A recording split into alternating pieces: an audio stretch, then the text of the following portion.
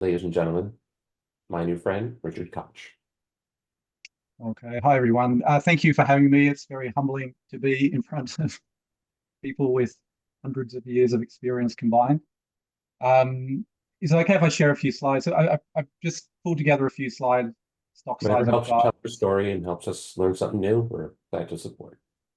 Okay, so I'll just share the screen. 1 second. Yeah. Okay.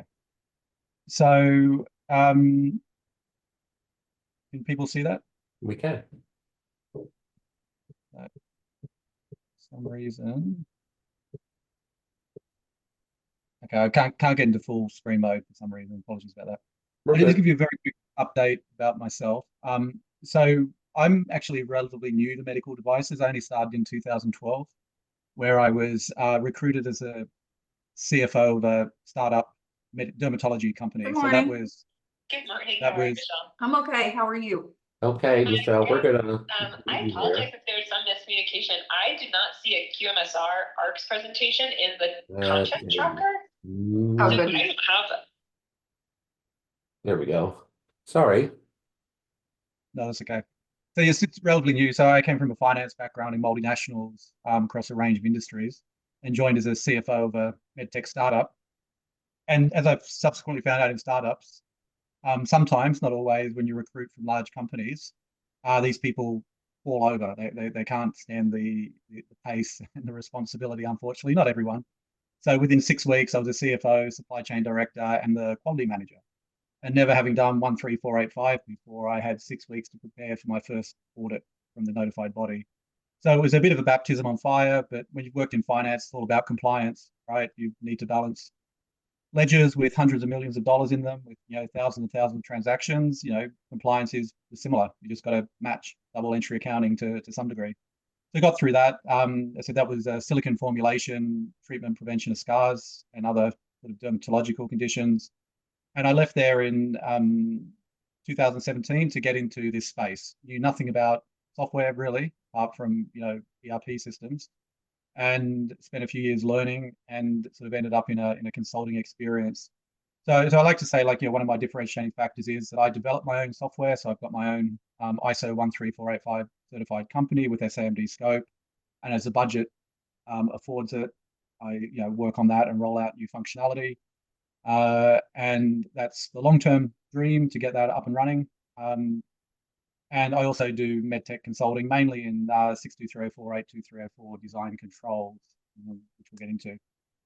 So I want to give you a bit of a story before we begin. So I've got these animations I prepared a little while ago, never had a chance to use them, about the sort of how I see the inflection point we're going through. And my prediction for the future is we're pretty much in the same sort of technological shift as we saw when Kodak lost their leadership in imaging, when it moved from chemical to digital based. The same thing happened to Xerox. And then in the early teens, we saw Blockbuster, we saw Circuit City, all these companies, go under. And I've got a prediction here that SAMD is more than just a compliance issue, it's a strategic issue. And that if the companies don't actually get on top of their SAMD, they'll lose access to the market. Products will still be sold, but by somebody else. And if we see Google and Apple come in, which we are seeing them more and more, they've got the digital revenue, which is not quite, but let's say largely 100% gross margin. To run computer code on servers is almost a negligible marginal cost. These companies potentially have the opportunity to buy, some of us, our companies. So this is more than a compliance issue, but it's, I think, very much a strategic issue for the industry. And I kind of think we're sort of in 1999, 2000, like we were in the dot-com. We see a lot of movement. There's a lot of technology, a lot of capability, but we haven't seen the giants come out to play yet. And, the smart money will follow them let's not call it a prediction, let's call it a scenario. So the problem I see today is we've got quality managers who are used to working in quality management systems, document-based quality management systems. We have regulatory managers used to preparing their regulatory documents. And then these coders come along and they effectively break the system. And these coders are not necessarily embedded software coders, because embedded software more fits into the traditional physical device paradigm as a component in your product. as opposed to cloud-based SAMD, which is a lot more fluid and has very different dynamics than the traditional software development processes. So the core, it's a really simple issue, but the core problem I see is that the traditional quality managers and regulatory managers don't see a difference necessarily between content and format. Now, I'm 51 now, and I grew up in the age where at university and all through high school, I had to write on a piece of paper. If I lost that piece of paper, I lost the content. There was no separation. And then I moved into this digital world where we had Word and PDFs, and that was a digital representation of an old paradigm where, or was existing paradigm where we used to print on pieces of paper. And now you go into an office today and there's a photocopier somewhere. You often have to ask where it is, and it doesn't get used. Days can go by without getting it used.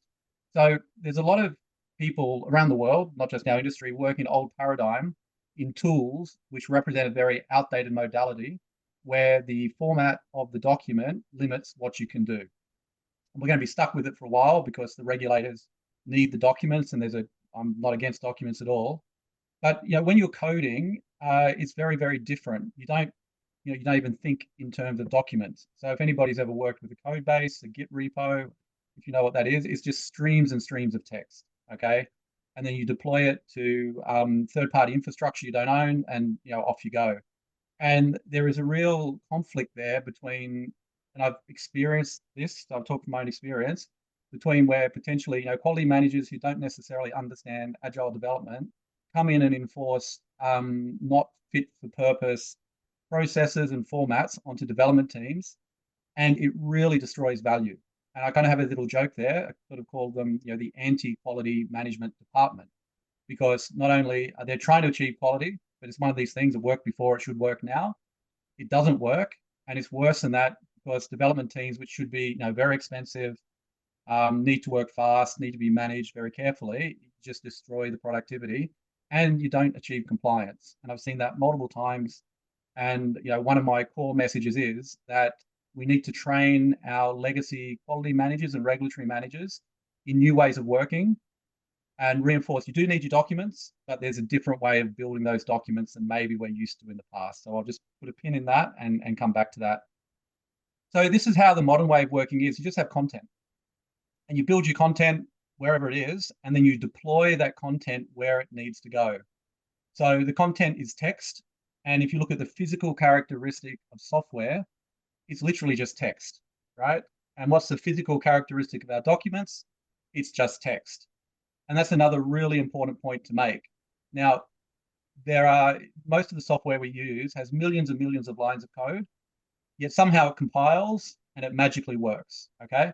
So the software development industry has worked out over decades how to manage very complex sets of text, deploy it, and it somehow works.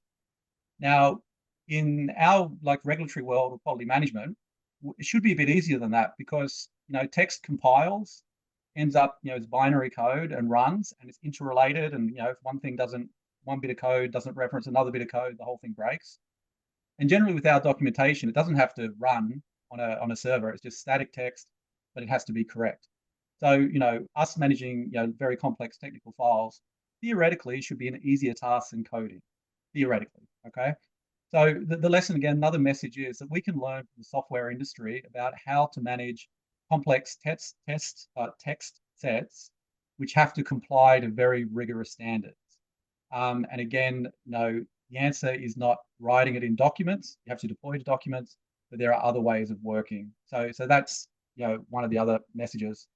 And in my view, there should be no conflict between them at all. There are ways of getting it to work so everybody's happy at the end of the day. And in fact, our quality managers and our regulatory managers should be even more happier, because with the software development tools, we should be able to do clause perfect compliance, which in my mind means you've got a requirement on this side, you've got how you implemented it here, you can trace it, you can review it, you can verify it, you sit in a room and as a team agree that that's the one, and you can run that query at any time to ensure that you're 100% compliance. So, when I entered this, when you do financial control, it's not a dark art, there's no gray. Your accounts reconcile or they don't reconcile. When I got into medical device, I found that regulatory and quality was a little bit of a dark art, that we're relying on these experts, and they are experts, don't get me wrong. But, you know, whenever I ask, well, can you show me the reconciliation for that, which is obviously the finance language, nobody could. So you kind of got to trust me, or they would point out from their memory this clause and that and sort of explain. But there was never any matrices, or very rarely any matrices, which I could independently review and say, okay, I agree, this is compliant. And a lot of the agile tools, we can address that issue. So that's kind of the first bit there. Apologies, I got this Zoom bar loading on the top of my screen. So the next one kind of is this, that medical software is a medical device, and by that I mean standalone software on a third-party infrastructure like Amazon, apps, websites. It's very, very different to traditional device development.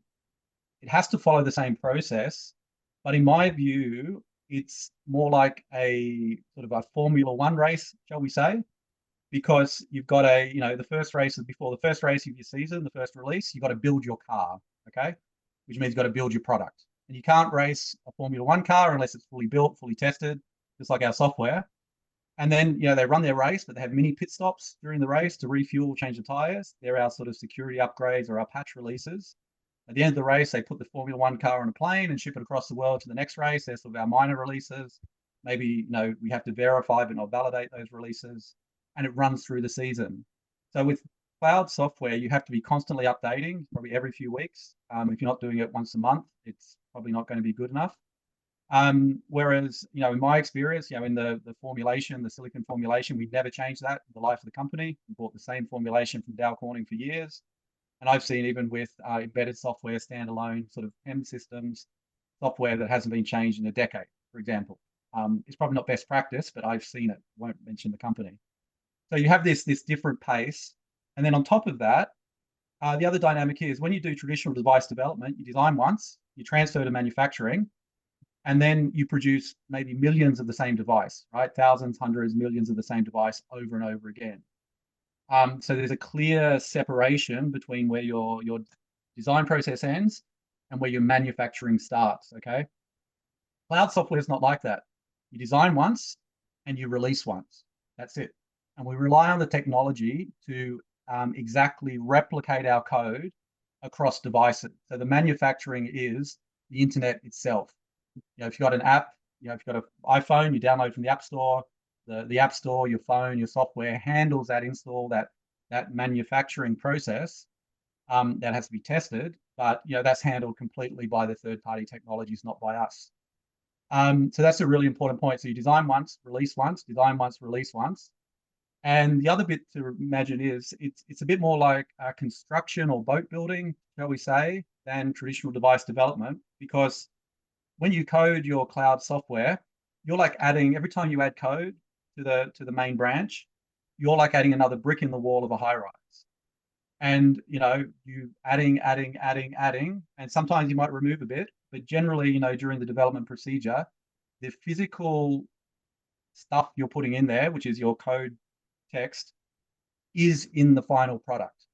Whereas in design and development, like a physical device, whatever your prototype is, none of those atoms, shall I put it that way, in your physical device will ever get in contact with a customer from a commercial batch. So we need to think of cloud-based SMD development cycles more like a construction project than traditional device development. And again, it has to follow the same design control steps broadly, but it's very, very different. And there are certain controls which are really important for cloud software development, which I'm not sure the software knowledge here. I know there's probably a lot of people who do. But before you do that pull request into one of the main branches, you have to go back up through your design controls and make sure everything is okay. That's one of the really important controls. And there are other controls, obviously, as you move into verification and validation. So again, one other point there. So traditional devices design once, produce many, and there's a lot of focus on the replication of design. And this is one thing I've seen go horribly wrong in software projects, where the development teams are completely outbalanced according to the needs of medical devices. So I've dealt with a lot of teams which have a lot of developers, maybe some DevOps people who can deploy the code. So effectively, they're coming up the V, right, into implementation, verification, validation, release. They're coming down the V. There's at least as much work as there is in coding. And I've seen projects with 300. This is one of my ex-customers. They had 300 developers in their team.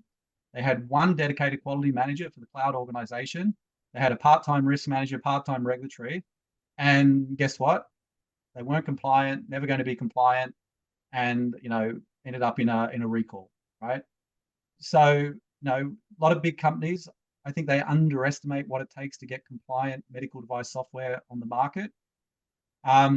Because that overhead of managing, all of the requirements, the designs, the documentation, etc., is, I'm sure it's no more complex than other devices, but for some reason, at least in my small experience, it's always been underfunded, and also funded with the resource that doesn't understand how medical device or SAMD cloud software is developed, which is coming back to the first point, this document-based management systems. For those people who know software, the worst case I ever came across was when the quality manager asked that every pull request, and a pull request is an approval in the code management tool to take code from basically a development branch into your main branch, right? And the tool does it all in the tool, in GitHub or Bitbucket, whatever you use. And they were asking that pull request was approved in the SAP document management system. And if you know anything about software, it's a little bit absurd, right? Now, they were trying to do the right thing. They were trying to achieve compliance in how they knew, but the problem was they didn't really fully understand, the whole process. Okay, Richard, if you go back to that slide, I was very intrigued by this. You talked about 300 people working on something with frightfully little quality and risk oversight.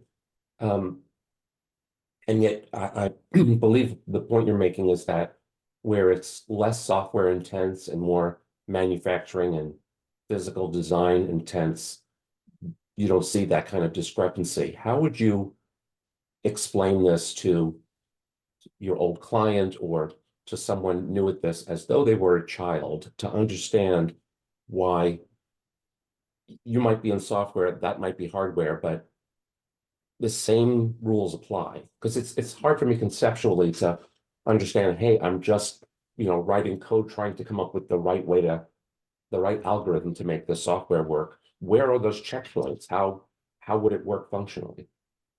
Yeah, that's a really good question. So I think the latest analogy I've come up with is that a medical device company would never run a manufacturing facility without a planning team, without an S&OP process, without like a proper ERP system, without warehouses, inventory management, quality control, whatever, right?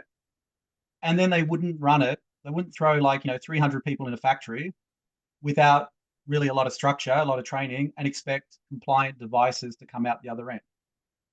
So, but for some reason, some companies believe you can throw 300 developers in a room and have compliant software. I'm being a little bit tongue in cheek, right there. Mm-hmm. And I think that the question becomes is because you don't really have manufacturing, but you still need an S&OP process, sales operation planning process for software. Because if you want to do release 5.0 in 3 months and you're at release 2.0, before the developers start coding the code, all of the requirements, the design, the architecture, the configuration, all of that stuff has to be done. And it's a factory, right? But you're doing the manufacturing as part of your design and development processes, not your manufacturing processes. And you almost need to take that you don't have a factory as such, but you need to take those planning resources at least and bring them into your development teams so that you can actually plan your releases. So, one of the best practices that Google pushes for, and a lot of the big tech companies do, is daily releases. And theoretically, we can do daily releases in medical devices. But if you're releasing, one release today, the release that you're producing, in a month's time is probably in planning, for example. So you still have these planning horizons. So Joe, I don't know, how did I go? Did I manage to answer Somewhat. the question? It's just, again, I see software coding as more of a conceptual exercise, like I'm revising in my head as opposed to making, changes that I have to, I mean, how would I document, oh, I realized that I had, I was thinking of this equation when this one works better. I mean, how do I document that? Or is it like every day's work product is archived? I'm just conceptually not understanding that. Okay, I mean that's actually a really really good point. I'm not sure I've got a slide here for that, but You're big into cars though, yes? not really. I don't like driving. It's just an analogy. And for some reason, the cloud software guys, I had a lot of cloud software guys and girls really respond to it well. It was an analogy they liked. It came up in discussion and it's sort of stuck. And yeah. But I think your question is a good one because it's when you develop a software, you have multiple versions of your software at the one time. So let's say you've got 10 developers. You could have 10 developers working on the one product at one time, but they work in what's called a different branch, which means they copy the main code and they edit it, right? So we work on incremental basis. They copy the main code into a branch they work on, and then they edit it, which means they're going to add a bit, remove a bit, change a bit. That's all you can do with software. And then in that branch, they can compile it, they can run it in a test environment and check. So your algorithm, for example, we test does the algorithm work, Right. and if it does, then they do what's called a pull request, which is an approval process to merge their code into the main branch. Right. So basically, That's your their change. checkpoint though. When I'm at the point where I feel I've accomplished something that I want to test, is that the first checkpoint? So I can work on this for 5 weeks without being checked until I say, okay, boss, I think I have an iteration worth testing. That is the checkpoint. Yeah, so you do before you merge the developer's code into the main branch, Right. it has to be quality checked. You Yes. never merge it unless, and those checks are multiple. So it's you compile it, you run it. You'll have a series of test cases you test it against, your acceptance criteria for the code. That's a big one, and that can either be automated testing. They write test scripts to automatically test it, or it could be manual testing. There's also code reviews, which are done, whereas a senior developer will review the code and see it's the right quality. You've got code checking tools. More and more, you've got AI tools, these sort of things. So the code should go through multiple iterations of quality control before it's merged into the main branch. Does that help at all, Joe? I think a bit. Now, Rick, go ahead before your question and let Richard know what you do for a living, so he'll appreciate the perspective you're bringing. Oh, okay.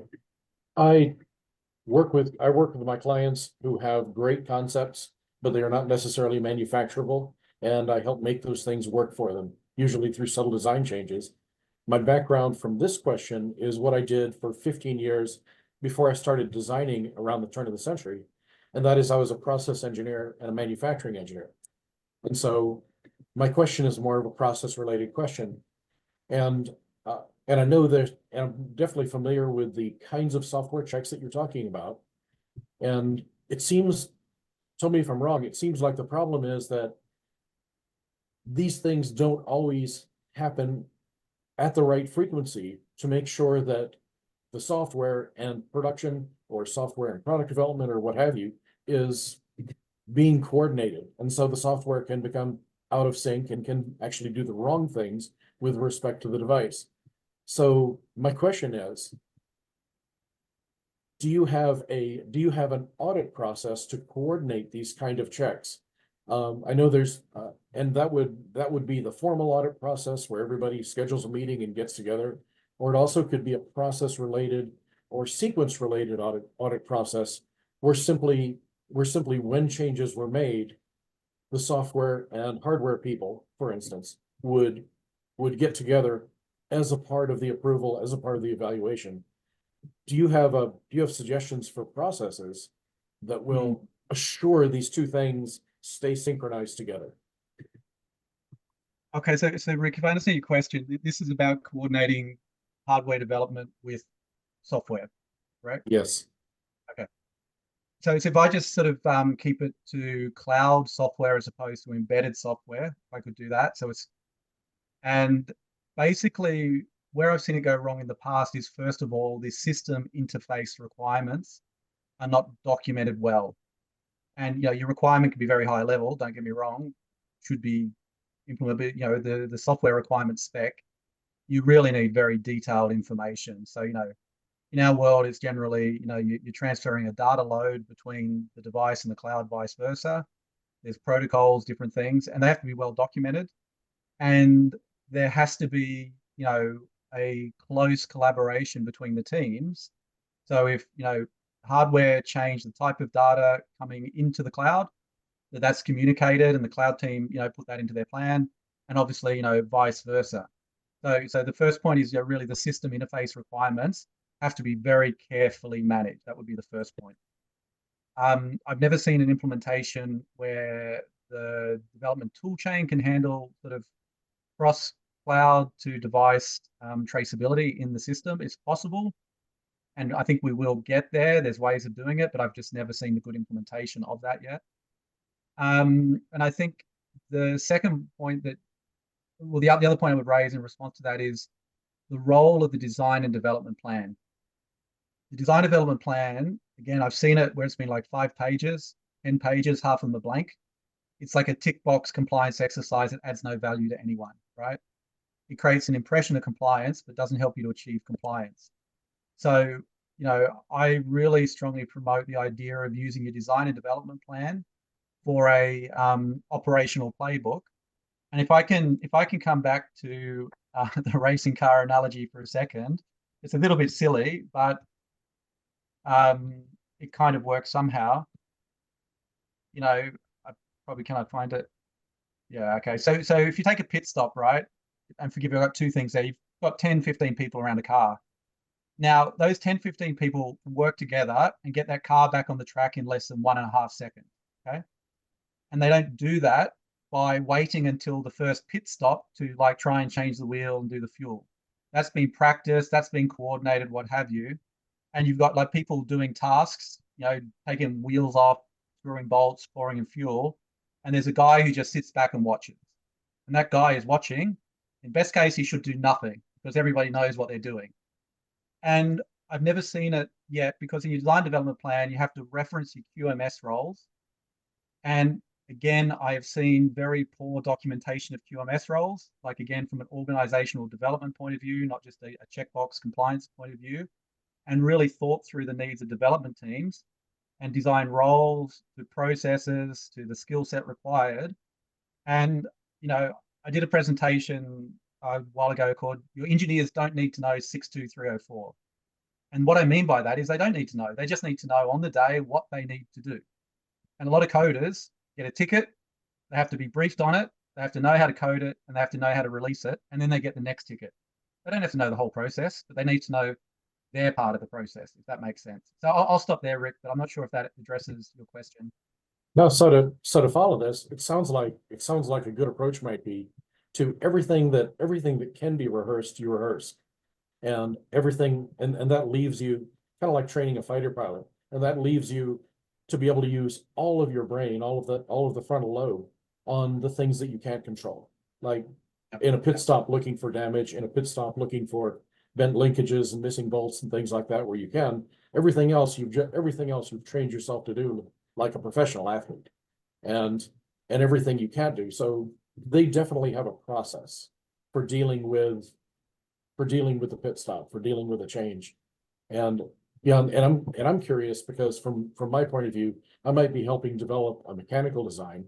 I've learned all kinds of ways to coordinate that with the electrical people, to make sure handing off information and that it's efficient and that the right questions get asked. And I was kind of interested to see if anybody has developed a good method to do that. For instance, if I was working with a software person, and what might help me to know when there might be a change that would be significant to them. I know that's the big thing, is managing all these things so that somebody doesn't get way out in front of somebody else. Yeah, I mean, you raise a good point, because with my personal project, my developers didn't come from the medical device software environment. And, everybody says they want to be agile. And, I heard one one regulatory guy say, what I mean by agile, it just means go fast. And agile should mean fast and compliant, right? So a Formula One car is fast, but when it comes to a corner, it goes around that corner, right? The brakes work, the control is in place. So, you know, agile is good, but it's not, you can't just do agile on medical devices. You really need to think through your design controls. So how do you proceed from step to step? What are your main controls, as you pointed out? And if you do have system interfaces, external dependencies, how you manage it. And, in terms of also designing your backlog, you shouldn't have a coding branch that takes weeks. It should be, like a day, 2-3 days, maximum a week, depending how complex it is. Because you need to build up those process muscles, so to speak, that repetitive one. Like you said, when the teams first start, especially if you get, people who are very skilled in the technology side, but never worked in medical device, they struggle a little bit with the constraints, right? Which we know they're there for a reason. But if you've been coding e-commerce, you just push the code. If it breaks, you don't care because you fix it within, a few hours and you do it again. But we can't do that because if you launch a broken product, it's probably a recall. It has big impact. So just building the discipline in there and, and then you're pushing up. And for me, it's a little bit of a leadership issue sometimes. Again, I'm talking on my experience where you've got really good leaders. They've been very successful in the old paradigm, but we're now transferring that paradigm to a more digital paradigm. And I'm almost at the board that boards, management teams, leadership teams, R&D heads, project heads, quality, we need to almost train from the top down just to go through very basic concepts. And one of the things I'm working on with another colleague of mine is a build your own SAMD training where we'll actually take people through the whole process, including not coding, but merging, building code. So people can go end to end, know the whole process. Because that sort of thing, if you haven't done it, how do you really know? So yeah, it's not quite, the technical issues are almost the simple side. It's more the cultural leadership, especially from legacy device companies. Michelle, Richard, if I can just second your emotion there about Agile, because I have a real mostly hate relationship with it. Being on the regulatory and quality side of things, I'm used to having the conversation with my clients who have software as a medical device, and they're using Agile, but they have no documentation. Right. I've had people come to me and say, Michelle, we're ready for you to file a 510K. And there's literally not one stitch of paper that came out of the process or virtual document or anything. It's all just a bunch of sprints. And I'm like, what am I supposed to turn into the FDA? Because the FDA still needs to see something that in some form looks like a document you can read or follow or trace. And so anyways, you spoke to my concern there over Agile, the concept of Agile medical devices. It does not absolve you from understanding design controls. thank you, Michelle. And Michelle Mitchell, before I get to your question, Paul, you wrote something in the chat, and I'll read it aloud. You were asking, Richard's talking a lot about this topic. Is there a solution that you're offering in terms of an emerging SAMD product development approach? Is there something that you counsel your clients as a universal truth? Did I capture that properly, Paul? Yeah, you did. Okay. Yeah, so like I'm literally on the verge of leaving the industry, honestly, because Not on I've seen our such- accounts, I hope. no, the people here are wonderful, but I've just seen from Michelle, it's almost like banging my head against a brick wall because there are other priorities and there should be no conflict. You should be able to deploy efficient, compliant, performing software at a reasonable cost, but it's a leadership issue. So where I'm sort of moving, my last ditch attempt, I'll keep working on my own product, is I've started a medical device software network group, like it's similar to this, Joe. I got the idea from Martin, so maybe he got it from you, where we have a private group, it's a membership group, and we have weekly meetings. And I've got basically a Git repo, which is a resource center with basically my technical file and different examples and resources people can look at. And we've attracted some very high quality people, more the software development managers or the R&D managers, more the software coders. They come from the coding side and want to learn about medical device software. Unfortunately, we haven't had really anybody from the medical device side join us yet to learn about software. We're looking for those members. So that's one thing. The other one too is I try not to subcontract anymore. I try to go direct, and I try to contract with leadership if possible. Because I found going in there at the wrong level of the organization, I'm not going to achieve anything. They're paying me, that's great, but I'd like to do more with my life and, just get paid. And like I said, the last one is with a colleague of mine that he's probably the only other guy I can speak to at this level. We're developing this training program within like a couple of days. We can have hands-on experience of building a software as a medical device and actually use the agile tool set, create documents like merge code, test code, all this sort of stuff. So people can at least see how it works. They're not going to know everything, but it's like like drive a Formula 1 car for a day, and you can feel the power and what a driver goes through, right? And I think, if I can contribute anything, I think, if I can get that working and get some senior people, board, people over 50 or their 60s, right? Who maybe not been involved in software, that could be a good contribution. And then, finally, I do consult, and, I try to find customers that want what I've Thank got. you, Joe. If I could just jump in, Richard, the way everything you've spoken about, Michelle's going to start nodding her head. I mean, everything you spoke about is, the risks, the threats, the problems you're seeing in the market. And I'm making so many analogies to the domain that I spend time in, which is the supply chain space, where when I'm working with a product company, when you go down the product, the supply chain to the suppliers of components that come in, and because I represent, one of my clients is an FDA registered product assembly contract manufacturing, but the suppliers down the line, pick a country, China, Vietnam, India, where they're sending the components, the sub-assemblies, don't have the documentation as needed. They don't necessarily follow the same guidelines. You're talking about the same thing. So I do a lot of networking. I meet a lot of people. I'm talking to folks in the design space because that's where I like to go in early. I see what they're doing. I see everything you're talking about, and I don't have a solution.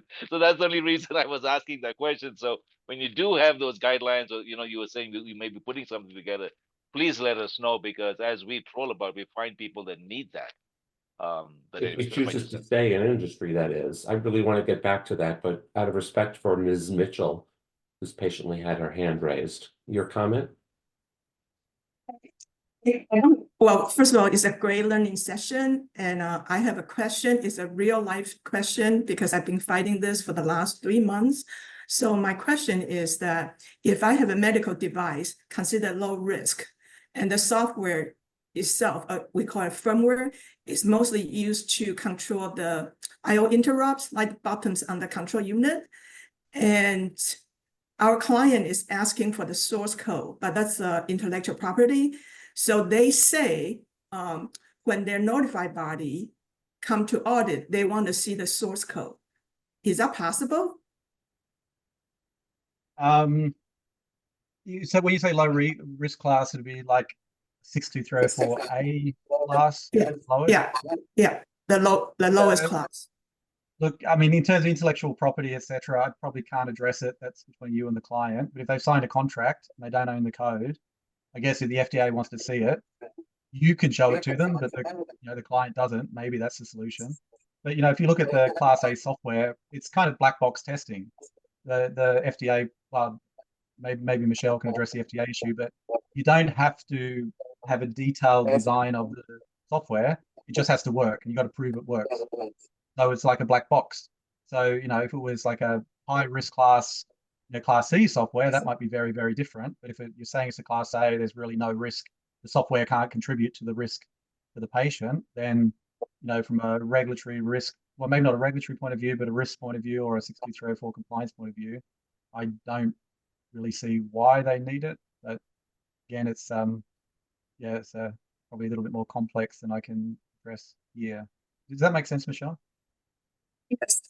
Also, that this particular system has the technical files, and within that have the software BMB and has the flowchart and have the functionalities all spelled out quite clearly. And I work in IT for 28 years before coming to medical device space. So if they really try hard enough that from the software BMB flowchart alone and with the actual unit on hand, you can reverse engineer from the hex file. So that's why the manufacturer is very firm on not disclose the software because you know there are some business reasons behind that.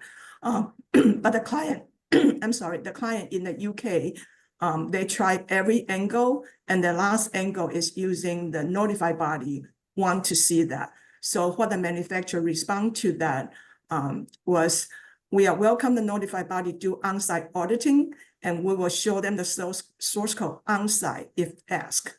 So I guess that's how they trying to settle on that note. Yeah. Sounds reasonable, I guess.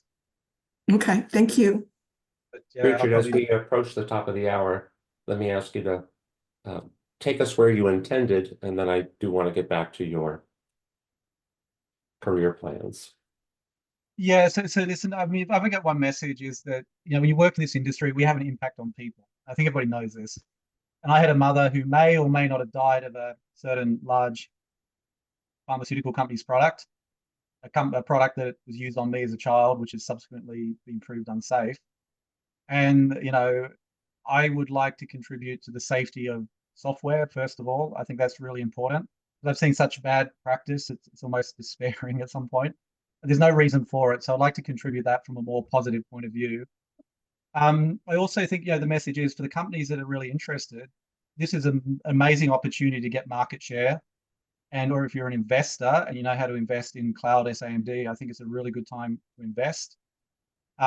Because, you know, there's a lot of, we've sort of gone through the 10 years of, you know, very high value tickets for products which probably never lived up to their financial value, but they were new.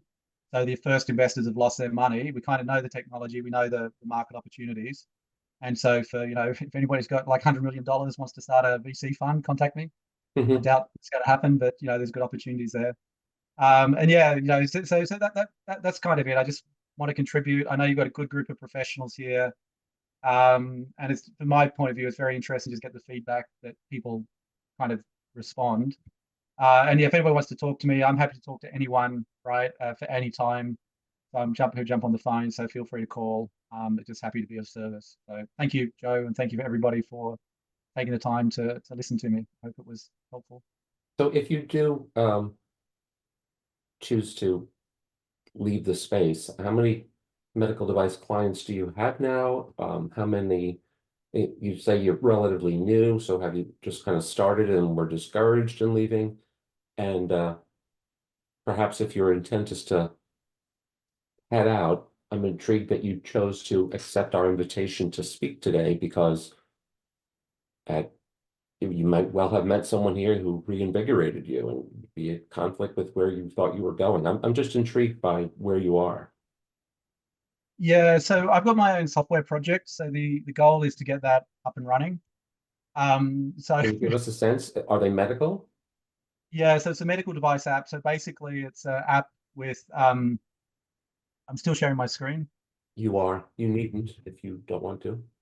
No, that's fine. while I'm talking, I'll see if I can find it. But basically what we do, trying to bridge the gap between in vitro diagnostic devices for home use and clinical results. So we basically got this app. We've got like a large library of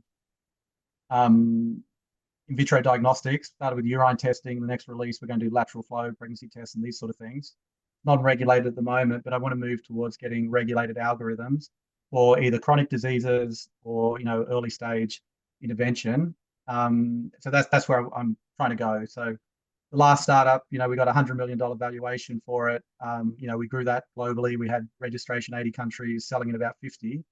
And I've applied a similar sort of model to this. So it's built to scale.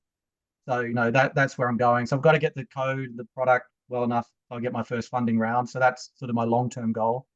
But yeah, no, I'm also, you know, for this group is looking for connection with people who see the world how I do and want to build constructive relationships on how to solve the problem. Mhm. Again, I'm new to the industry. I don't have 20 years experience. I've got my network, but it's not huge. I think I've got something to offer. So, if I'm slowly building out my group of inner circle people. So yeah, so if anybody there, sees an opportunity where we can make a difference to cloud SAMD, let me know. I'm very open. I've got, Well, if I've you got have ideas. a need for a speaker with a certain functional expertise, whether it be regulatory or quality or reimbursement that is relevant to the folks that you are assembling, let me know, and I'm confident someone in my network would be willing to reciprocate your kindness and pay it forward to those folks. Also, if you do choose to keep with us, it's looking increasingly like we will reconvene in California next year. Maybe come and see if you can get that agoraphobic Martin King out of his house and get him to come out and meet us. We appreciate your time today, folks. We'll see you next week. Richard, you're welcome to join in anytime. You have the link to do so. For Joe Hage and Joe Hage Enterprises, this has been Joe Hage. I'll see you next week. Thanks, everybody. Bye. Thank you for your time. Thank you.